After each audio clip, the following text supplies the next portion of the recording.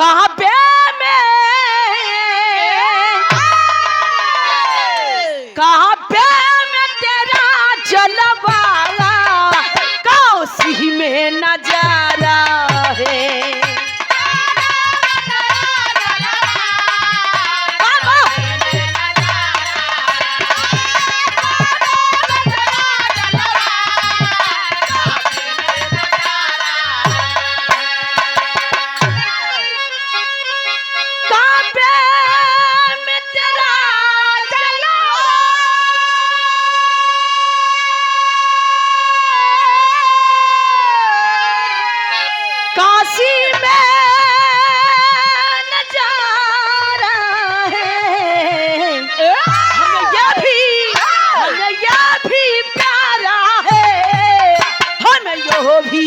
प्यारा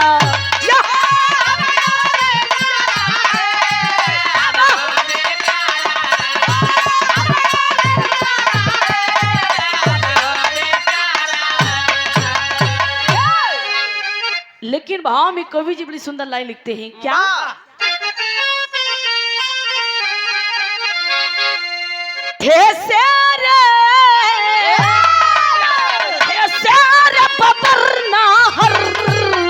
आजादी के दीवाने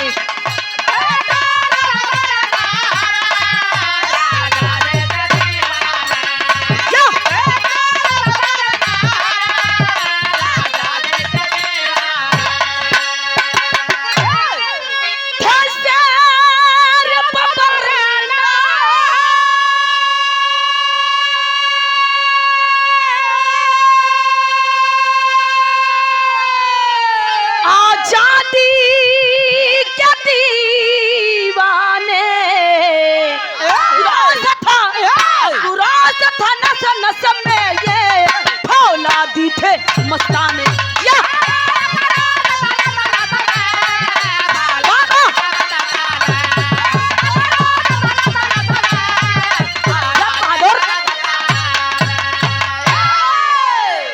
यही सी कहानी की शुरुआत बात जौहरी की भाव कहना है क्या?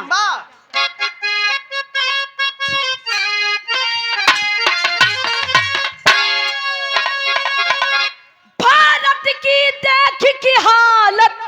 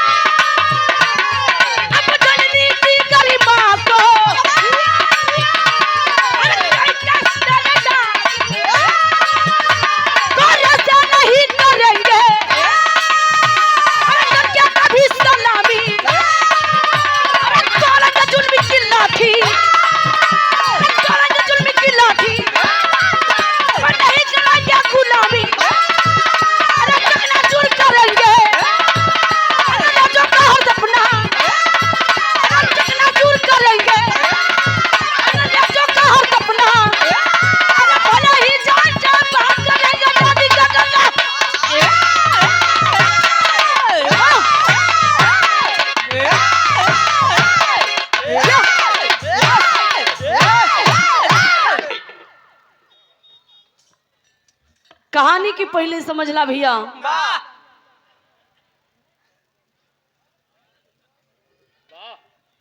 अब जान भले ही जाए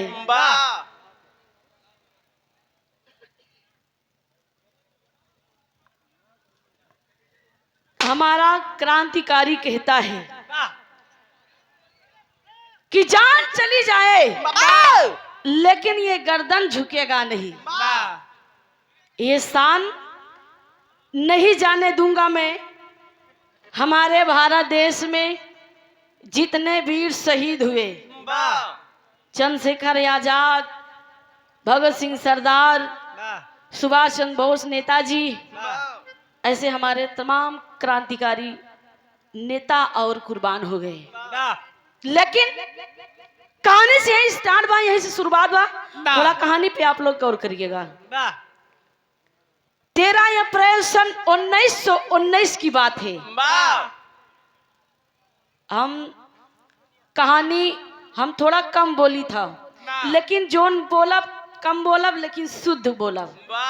साग लपेटा भात लबर धबर हम ना करो। विवेक पांडे झूसी की धरती से 100 रुपए दे के सम्मान के बहुत बहुत प्रणाम आशीर्वाद की कामना ईश्वर में सब भैया लोगन की स्वागत बा। 1919 की बात है, पंजाब प्रांत के अंदर एक मेला लगा। वो भी मेला कहाँ? जलियांवाले बाग में मेला लगा। उस मेले में एक मीटिंग बटोरी गई, और उस मेले में तमाम हमारे भारत देश की पंजाब प्रांत के अंदर जितने क्रांतिकारी थे मेले में गए और अपने विचारधाराओं को रखने के लिए एकत्रित हो गए। ए भैया लोगन आपन आपन लड़किया बच्चा मेहरारू छोड़ के उ मेलवा में गए, कुछ अपन मनोरंजन मेला देखे खातिर, और कुछ लोगन गए अपने भारत देश के बात करने के लिए, मीटिंग करने के लिए गए। ए भैया जेका ललायत रहे भाई मेला देखे खा मेला देखा है, और जेके लालसा रहे अपने भारत देश के बचावे खातिर वो अपन आजादी के बारे में सोचे। ए भैया वो मीटिंग में अपन बात को रखा थे लोगन, बारी बारी से समझावत हुवन कि हमार बहन बेटी हमार लड़किया बच्चा कब तक अंग्रेजों के चंगुल में फंसे रहेंगे, कब तक गुलामी करते रहेंगे। तब ले ए भैया अंग्रेज, लंदन का अंग्रेज, लंदन कहाँ में रहता है? घर में भैया तो कहन कि मेरा घर है। कहाँ रहते हो? कहन मैं घर में। नो माय गॉड तुम अब अपने अपने भाषा से लोगन अंग्रेज के शुद्ध हिंदी नहीं आता है, वो हर बात वो हर करी है, क्या खोटा क्या पीटा, मतलब अपने भाषा में कुछ यार वार अपन बोली है और लपेट के बोली है। लेकिन है भैया उस समय अंग्रेज जेके नाम में जनरल डायर, उस मेले में जलियांवाले बाग में लगभग 18 मिनट लगातार तर तर तर तर तर तर तर तर गोली चलवा दिया। ए भैया जौने समय उस मीटिंग में उस मेले में गोली चलती है तो एक लड़किया अपने पिताजी के साथ बड़ा एकदम जबरदस्ती जैसे छोटवार लड़किया होती भैया, बड़ा जिद कही कि भैया हम चला। अब बाबू कितना अपने जेबा से पैसा दे, ला बेटवा रहा खा पिया बताइए है। लेकिन लड़किया अगर जिद कैले हैं भाई मेला देखा तो मेला देखा, 13 वर्ष की लड़किया। लेकिन है भैया जौने समय 18 मिनट लगातार गोली चली तो इस समय 13 वर्ष की लड़किया अपने बाबूजी के साथ उस मीटिंग में गया था मेला देखने। ए भैया जब गोली चलत बा तो 13 वर्ष की लड़किया के नाम रही ऊधम सिंह। ऊधम सिंह के पिताजी अपने बेटवा की ही गोदी में कहुनिया लिहिन। आज गोली चलत बा भैया, जा की गोली 2-3 गोली सीना में लग गई। जब भैया सीना में लगा था तो वही समय बेटवा के बचावे खातिर ऊधम सिंह के पिताजी उस पंजाब प्रांत जलियांवाले बाग में मेले में अपनी जान कुर्बान कर देते हैं। और आज भी प्रमाण है कि बैसाखी मेला उस जगह पर आज भी लगता है जलियांवाले बाग में। लेकिन है भैया जौने समय गोली खा गईलन, गोली चला था वही समय उस मेले के जितने लोग थे केहू जान बचावे खातिर भैया कुएं में कूद गए, गड्ढे में कूद गए, और कितने कुचल कर मर गए, तले दबाए के भैया पैरों तले दबा कर मर गए, कोई गोली खाकर मर गया। ए भैया जब सीना में गोली लगल बा ऊधम सिंह के पिताजी अपने बेटवा के हाथ लेके ऊधम सिंह के पिताजी कहा तो उनकी बेटा जब तक उस अंग्रेज जनरल डायर से आप बदला नहीं लोगे, इस जलियांवाले बाग में जितने कुर्बान हुए हैं, जान की आहुति दिए हैं, आत्मा की शांति नहीं मिलेगी जब तक वो पापी शैतान मरेगा नहीं। यही से कहानी आगे बढ़ाता कि गीत लगी बटे।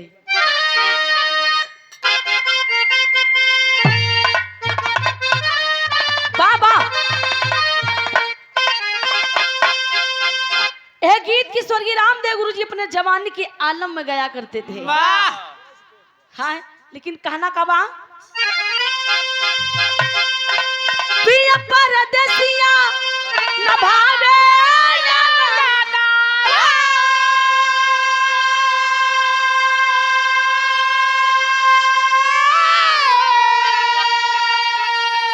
पिया परदेसिया न भावे अंगनमु अरे बारी भाईल बासे जारिया हो मोरा उड़ी उड़ी जाला अचरिया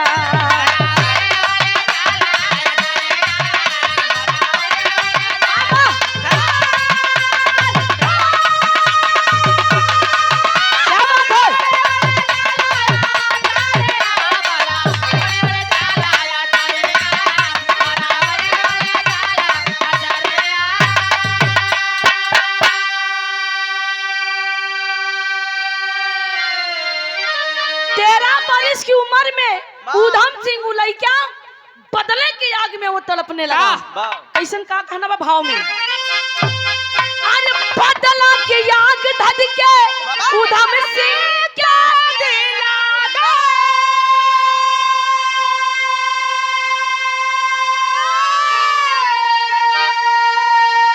बदला के आग धध के उधम सिंह के दिल में अरे भैले सवार तब जुनून नवा हो करबई जनरल डायर के खुनवा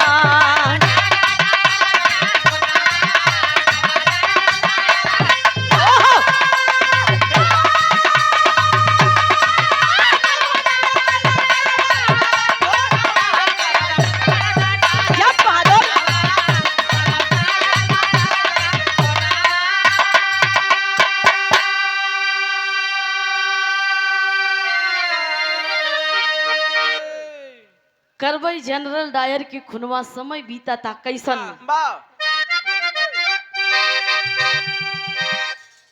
कहना का बा धीरे धीरे बीतल अरे 20 साल के समय अरे छोड़ के पंजाब उधम गईले बम्बईया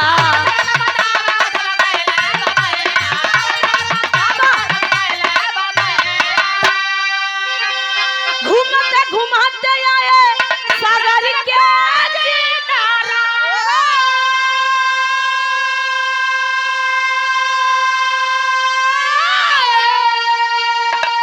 घुमाते आए सागर के किनारवा अरे खाटल बये को घटाना हो करबई जनरल डायर के खुनवा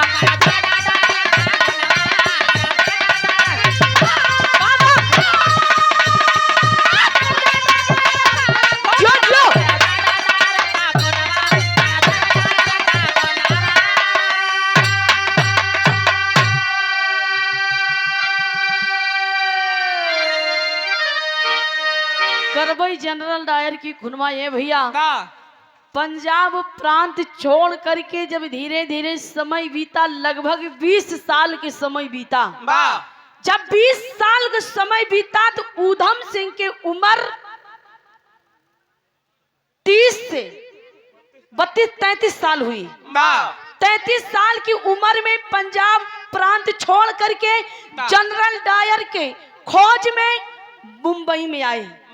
जब मुंबई में भैया जुहू चौपाटी किनारे जब पहुंचे तो जब भाई जुहू चौपाटी किनारे का हुआ नजारा देखे हुए बढ़िया हवा पहन जुहू चौपाटी किनारे जब पहुंचे ऊधम सिंह ताजी ताजी एकदम बढ़िया से हवा जब लिहन सतरंगी हवा चलत रही भाई जान लगू नाव में जब समुद्र में नाव चलत रहे बड़ी लहर मारत रही।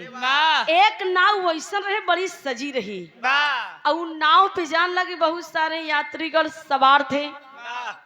भैया वो नाव समुद्र के लहरों पर थोड़ा डगमगा कर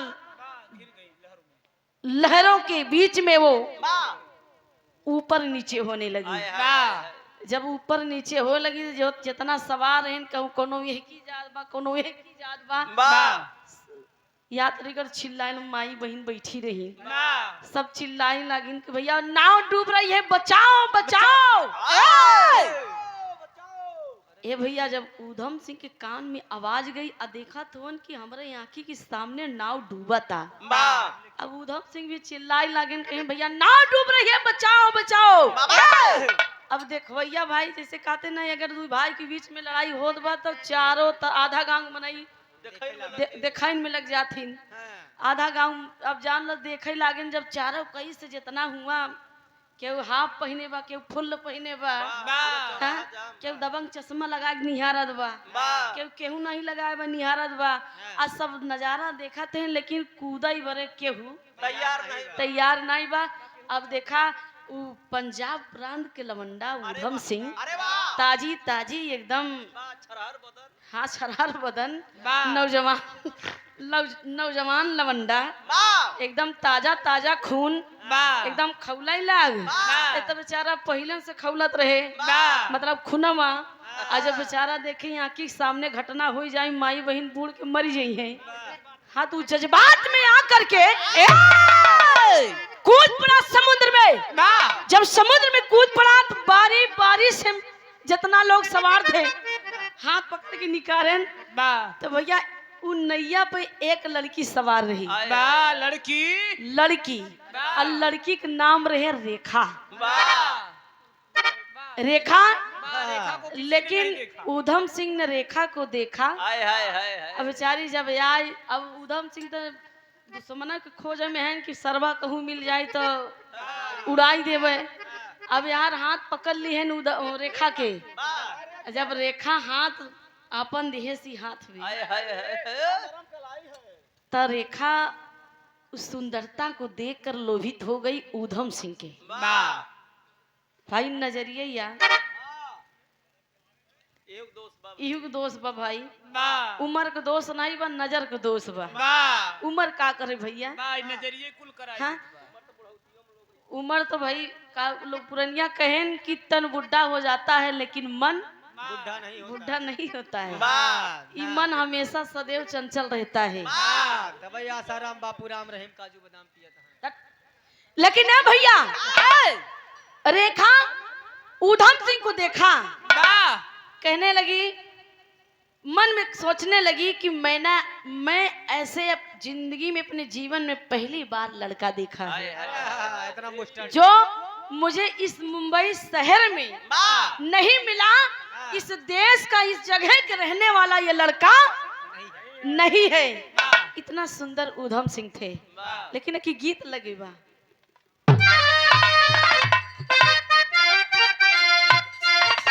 आय हाय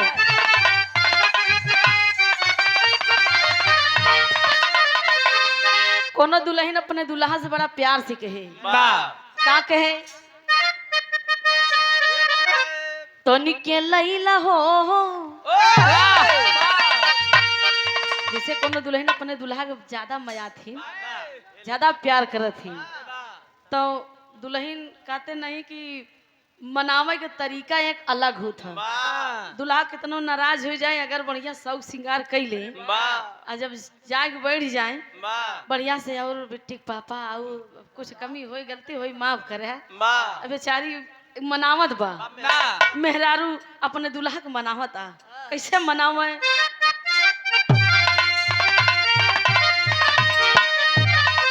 तो निके लैला हो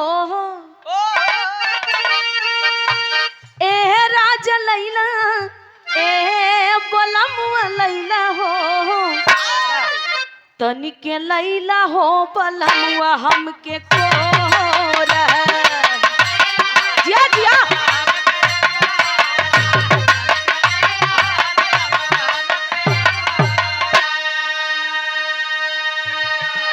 लेकिन ए भैया अब यार होत का बा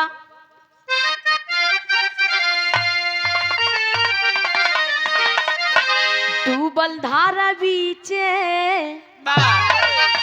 और धारा पीछे हो डूबल धारा पीछे रेखा के नवारिया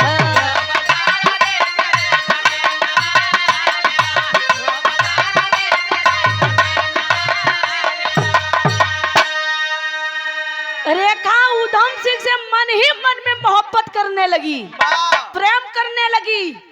जय भैया उस समय रेखा उधम सिंह से अपन परिचय जब पूछेला कि आप कहाँ के रहने वाले हो, आपका नाम क्या है, आप यहाँ कैसे आए हो, आप हमारी मदद करके हमारे यात्रीगण को बचा करके आपको बहुत बहुत शुक्रिया अदा करती हूँ। उधम सिंह ने कहा थैंक यू थैंक यू। और रेखा कहने लगी आपने हमारी जान बचाई और मैं आप पर बहुत ज्यादा मोहित हूँ, बहुत ज्यादा फिदा हूँ। रेखा को देख करके उधम सिंह ने कहा ओह इनके जान बचाए रहे तो इनके प्यार का बुखार चढ़ गया बा।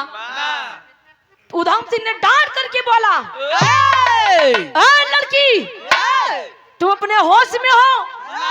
रेखा कहने लगी हम अपने बड़े होश में है, लेकिन हमार थोड़ा बात सुनला कि गीत लगी बा बदल गई बका।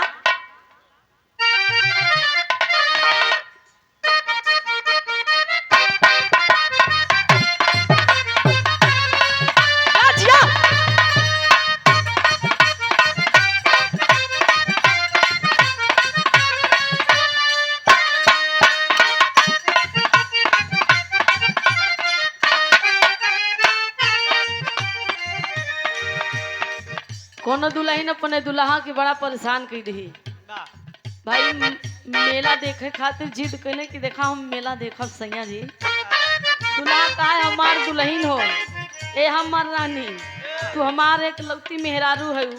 अब मेला में बहुत बड़ा भीड़ हुई और वो भीड़ में हेरा जेबू तो हम तो का कहाँ पाई हूँ। तो है दुल्हा एक बात कहे का कहे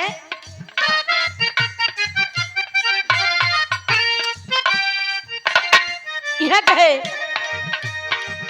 नया नोहार अभी कनिया बारू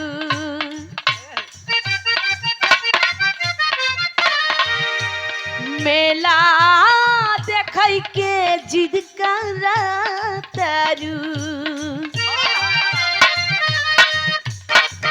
हमरा के डलले बारू काहे तू झमेला में ए गोरिया हेरा जैबू मैहर के मेला में। नया नोहर अभी कनिया बारू मेला देखाई के जिद करतारू।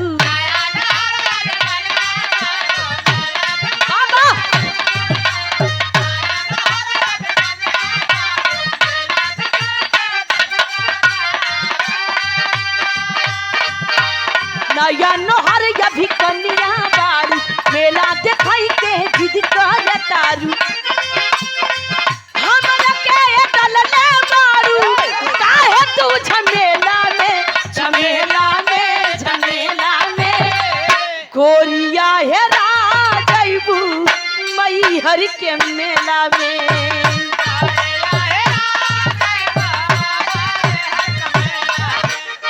लेकिन भाव कहना बा रेखा उधम सिंह से कहे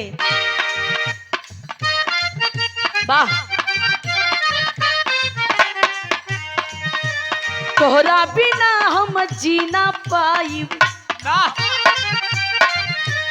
रेखा उधम सिंह से इतनी बात बोला Udham Singh oh my God ये लड़की मेरे भी नहीं जी पाएगी। अभी आधे चंद मिनटों में हमसे प्यार कर बैठी। हाँ मोहब्बत खाली हम मोहब्बत कर बैठी और ये मेरे भी जी नहीं पाएगी। मैं यहाँ के रहने वाला नहीं हूँ। तुम्हें कहने रही क्या कह रही है तोहरा बिना हम जीना पाई जिंदगी तोहरे साथे बिताई।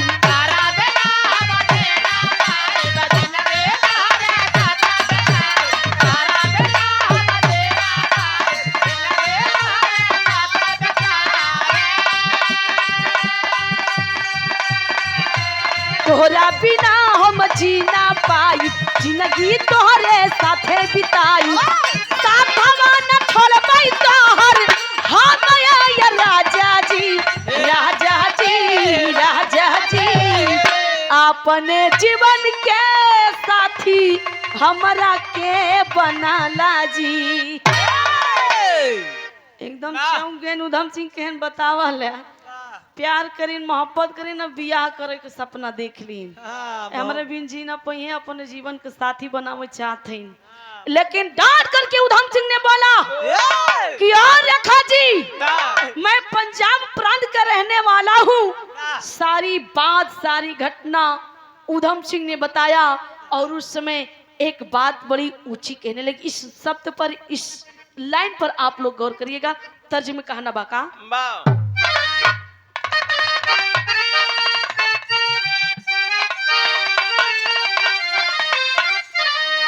किसी ही के काम जो आए किसी ही के काम जो आए उसे इंसान कहते हैं। बाबा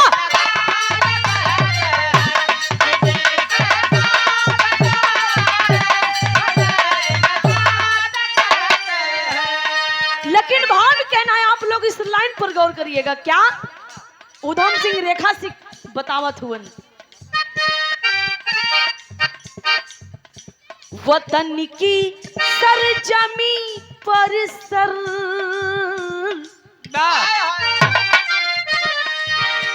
वतन की सरजमी पर सर कटाना हक हमारा है।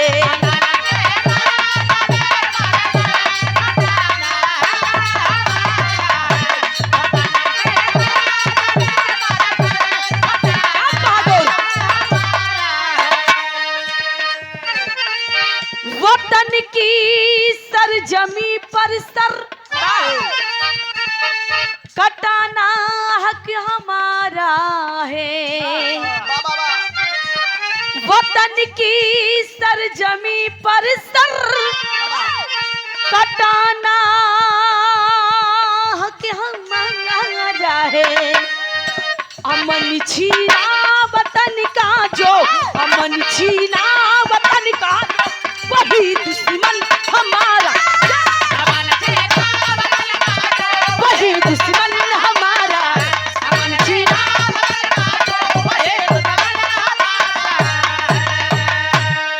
अरे वतन की सरजमी पर सर कटाना हक हमारा है। अरे वतन की सरजमी पर सर कटाना हक हमारा है। अमन छीना वतन का जो वही दुश्मन हमारा है।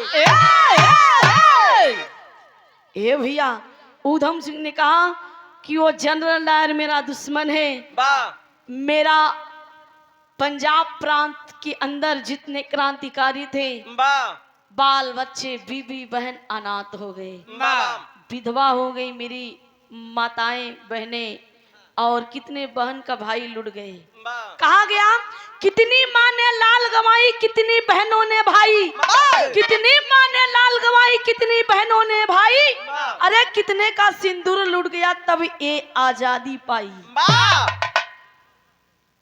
तब ये आजादी पाई। कहा गया चंद्रशेखर आजाद भगत सिंह झांसी की लक्ष्मीबाई वीर शिवा राणा प्रताप ने हंसकर अपनी जान गंवाई।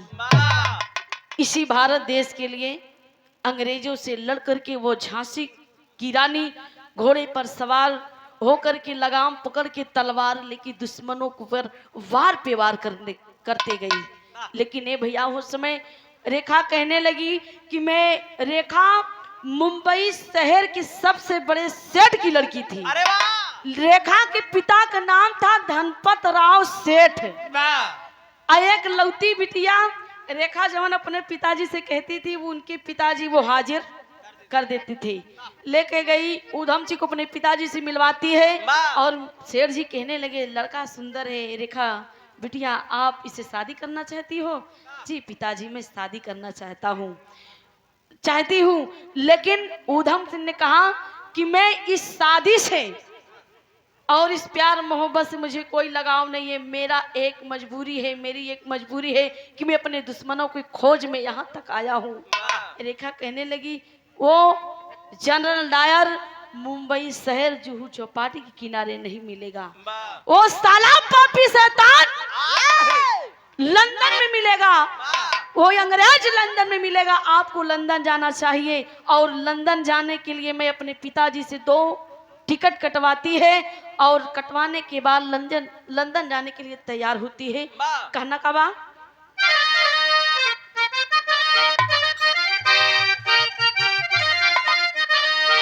कुर्बानी मांगे भारती देशवा, अरे कुर्बानी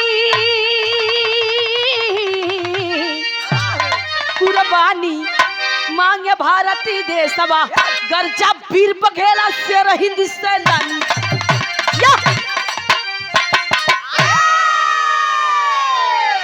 पापन की लाइन में कहना है, उधम सिंह रेखा लंदन पहुंचते कैसे हैं? कहना बा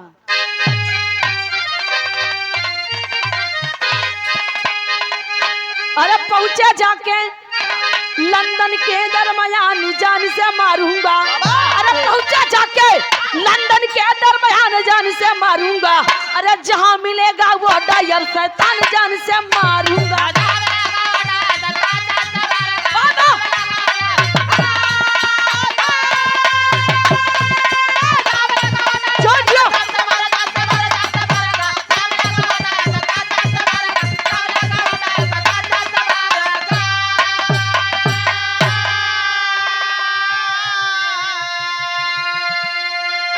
लंदन में जब पहुंचते हैं तो उस समय ये अंग्रेज भैया कुल अपन अमरुआ दिखावत रहे। वह जमन मुड़े जैसे मुड़े उज्जर उज्जर बार वैसे नाम पूरी चमड़ी रही। अब उधम सिंह देखते रह गए, रेखा कहाँ जाना हो स्वामी, अपने भाषा में उधम जी लंदन के वासी ऐसे रहते हैं, उनकी ऐसी गोरी चमड़ी, ऐसे भुअर बहाल, आप उनके रहन सहन पर और इस चमड़ी पर मत जाइए, वो बहुत खतरनाक हैं। वो मीठी मीठी अपने लहजों में बात करते हैं और पीठ पे छुरा भौंकते चले जाते हैं। लेकिन उस समय उधम सिंह ने कहा कि वो शैतान जनरल डायर नहीं दिख रहा है। तो रेखा कहने लगी अभी वक्त है, टाइम है, हम लोगों के बीच में वो ऐसा नहीं टहलता है, ऐसे भीड़ में नहीं टहलता है। वो लंदन के इस लंदन की धरती के वो शेर है, माना जाना हस्ती है। ए भैया उस लंदन में जब पहुंचते हैं तो वहां पर रेखा और जनरल डायर की खोज में चारों तरफ से उधम सिंह आंख दौड़ाते हैं कि वो कहीं भी मिल जाएगा मैं तुरंत मार दूंगा। रेखा उधम सिंह वहां पर जाकर के भैया लगभग धीरे धीरे कई दिनों तक फोटोग्राफर का काम करने लगे। एक दिन अखबार में छप के आया, उस पेपर में मोटिंग हेडिंग में लिखा हुआ था, पेपर वाला वाट आज की ताजी खबर, आज की ताजी खबर। ए भैया जब रेखा पेपर पौलस था तो उनमें लिखा रहा भैया किसी कास्टन हॉल में मुख्य अतिथि के रूप में भाषण देने आ रहा है जनरल डायर। पेपर ले जाए भैया उधम सिंह के समाज दिए कि आपकी मंजिल आसान हो गई। वो जनरल डायर भाषण देने आ रहा है और अच्छा मौका है, आप अपनी दुश्मनी यहीं पर निकाल लो, निभा लो और उस पापी जनरल डायर को मार दो। पूरी तैयारी के साथ चलते हैं। कहना बा आल्हा के भाव में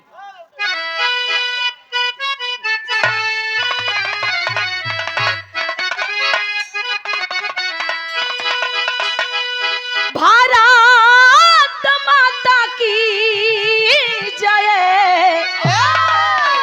बोली के सब पुतवा भैया, अरे हाथवा में लाई लिहाले हाथिया,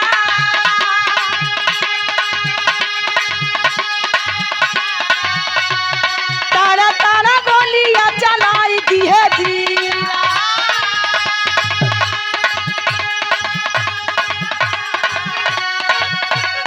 गिरा जनरल डायर माची का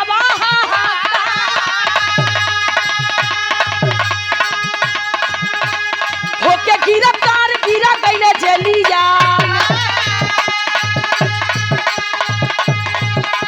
चलल बा मुकदमा केस बनल बनिया,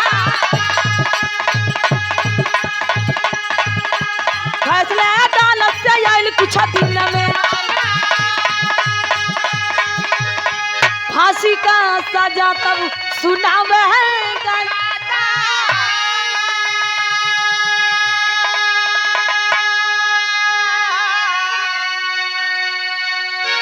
कहानी पे गौर करिए या भैया। उस कांस्टन हॉल में ऊधम सिंह अपने पूरी तैयारी के साथ जब पहुंचे तो उस समय जनरल डायर और तमाम अंग्रेज के सिपाही चारों तरफ से घेरी हुई है। उस जनरल डायर के बॉडीगार्ड लगे हैं और तमाम वहां की जनता बैठकर जनरल डायर की भाषा को सुन रही है। लेकिन ये भैया उस समय जनरल डायर बोलता क्या है, भाइयों बहनों, 15 लाख खाते में आएगा। मैं हिंदुस्तान की धरती पर कितनी बम चलवाई, गोली चलवाई और कितनी बहन बेटियों का मैंने इज्जत को लुटवाया, नीलाम किया। ए भाई करेजा में आग लग गई। ऊधम सिंह के करेजा में आग लग गई कि ये साला मादरजात ये मेरे हिंदुस्तान की बुराई कर रहा है, मेरी बहन बेटियों की इज्जत को यहाँ पर नीलाम कर रहा है। तब भैया पहुंचे सामने से तड़ तड़ तड़ तड़ गोली चला दिया जनरल डायर के ऊपर। ऊधम सिंह ने सीना छलनी छलनी हो गया, धड़ाम से भैया नीचे भी गिर पड़े और तमाम अंग्रेज के सिपाही ऊधम सिंह के घेर के गिरफ्तार कर लिए। हाथ में हथकड़ी, पांव में बेड़ी ले जा करके जेल में, कारागार में डाल देते हैं। अब यार भैया मुकदमा चलता है। कई दिनों के बाद अदालत से फैसला आया कि पंजाब प्रांत का, हिंदुस्तान का वो नौजवान लड़का जो इस लंदन में अंग्रेजों को छाती पर अड्डा जमाने आया था, उसे फांसी दी जाएगी। फांसी की सजा सुन करके ऊधम सिंह ने कहा, पिताजी, मन में अपने पिताजी से बात कर रहा है कि पिताजी हमारे और पंजाब प्रांत के वासी जितने कुर्बान हुए हैं, शहीद हुए हैं, आपको सलूट करता हूँ, सलाम करता हूँ, आपकी आत्मा को शांति मिले। मैं भी आ रहा हूँ, मुझे कोई गम और कोई परवाह नहीं है, मैं फांसी पे नहीं, मैं जलती आग में कूद जाऊंगा। ए भैया फांसी का सजा जब सुनाई दी गई, फांसी का डेट आया कि फला तारीख को फला बजे, हाँ समय, उस दिन पे ये फांसी पे चढ़ जाएगा। ए भैया जब पिप्पी गैन नाथुपुर की धरती से ये छोटा भाई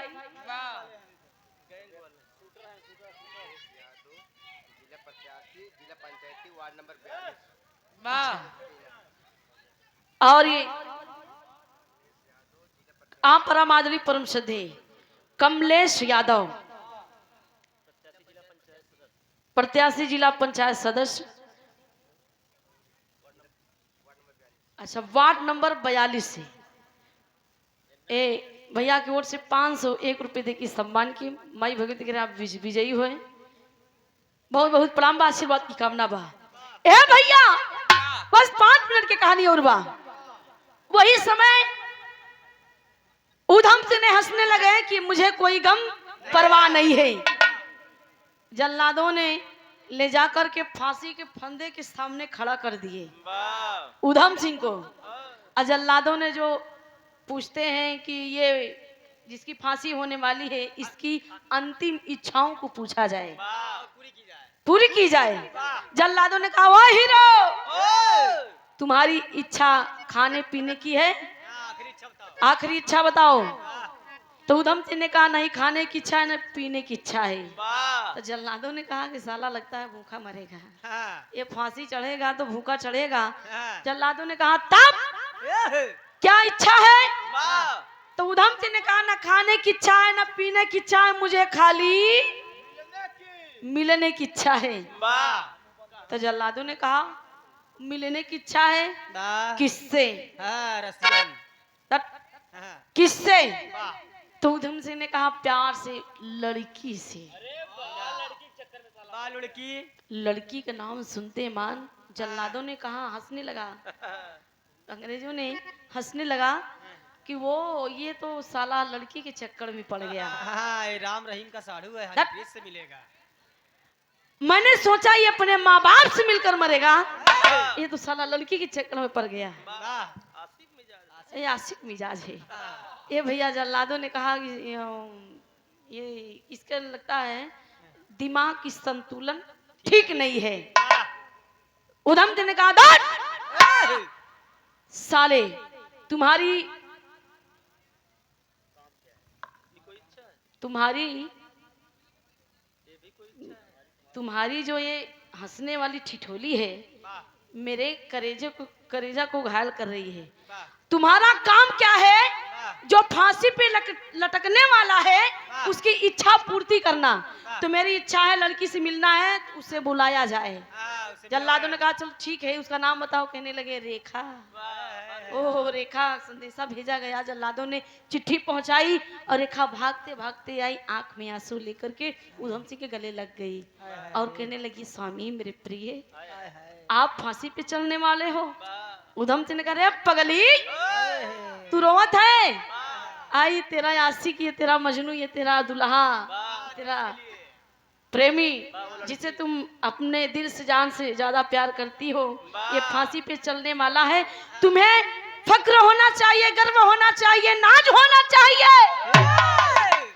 कि ये तेरा उधम सिंह कोई गलत काम करके फांसी पे नहीं चलने वाला है। अपने हिंदुस्तान क्रांतिकारियों का, अपने बाप का बदला लेकर के फांसी पे चलने वाला है। रेखा कहने लगी, उधम सिंह जी मुझे नाज है, फक्र है, गर्व है, गर्व है। मैं नाच करती हूँ कि मैं तुम्हारे जैसे मोहब्बत की, तुम्हारे जैसे इंसान से। लेकिन आखिरी बार में उधम सिंह ने कहा रेखा से कि अगर मैं फांसी पे चढ़ जाऊंगा तो मेरी लाश को ले जाकर के फिर हिंदुस्तान के धरती पर कफन दफन करना। ये जल्लादों के हाथों मेरी लाश मत लगने देना। इन जल्लादों वादा करती है रेखा। और उस समय जल्लादों ने काला कपड़ा डालकर फांसी का फंदा गले में डालकर जैसे डोरी खींचना चाहा, उधम दिन का जल्लादो, मैं तुम जैसे जल्लादों को हाथे नहीं मरूंगा, मैं खुद फांसी का डोरी खींच कर मरूंगा। और फांसी का फंदा डालकर कैसे मरते हैं, डोरी का फांसी का डोरी खींच करके, कहना है वाह क्या कुर्बानी है, अरे चमन वतन का सींचे बीरवा, अपने हाथे फांसी वाली डोरी खींचे बीरवा। जो जो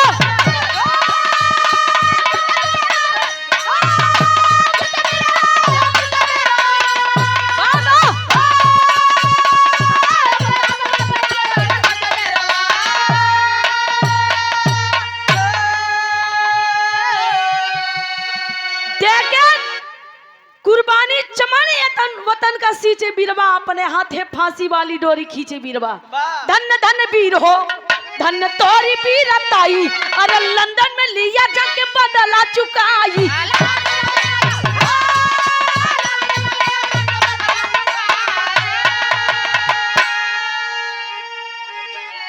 ऐसा हुआ ना कोई बहादुर जग के बीचवा, अपने हाथे फांसी वाली डोरी खींचे भी।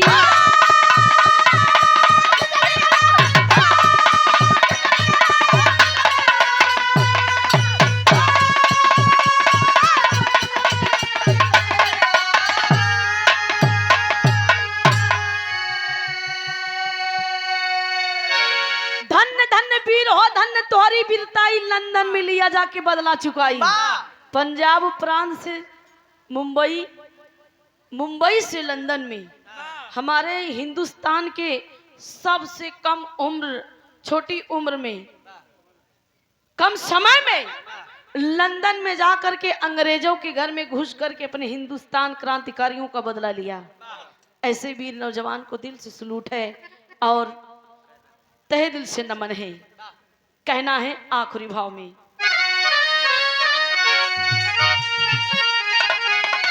बुदुलराम पंधारी कहते धन्य प्रभु की माँ,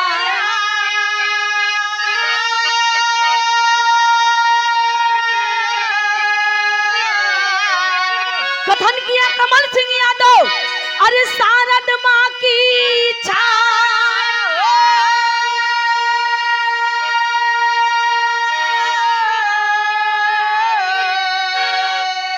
कुर्बानी मांगे भारती देशवा, कहे सोना सुहानी रतहा कई भवानी, कुर्बानी मांगे भारती देश।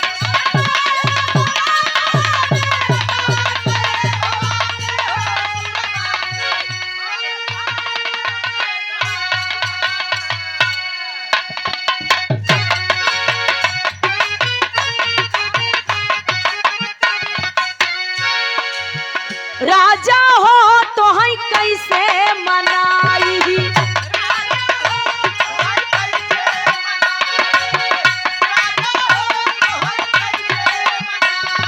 रतिया में लागई ना हमर यऊ घाई, रतिया में लागई ना हमर यऊ घाई, दुल्हा हो तो है कैसे मनाई।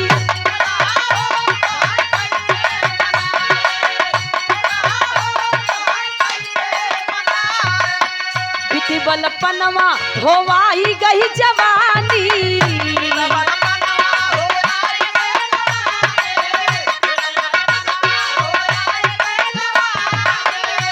बलपनवा होवाई गई जवानी, रही रही के रही रही के रही रही के सजियाई प्याले अंगड़ाई, रही रही के सजियाई प्याले अंगड़ाई, राजा हो तो है कैसे मनाई।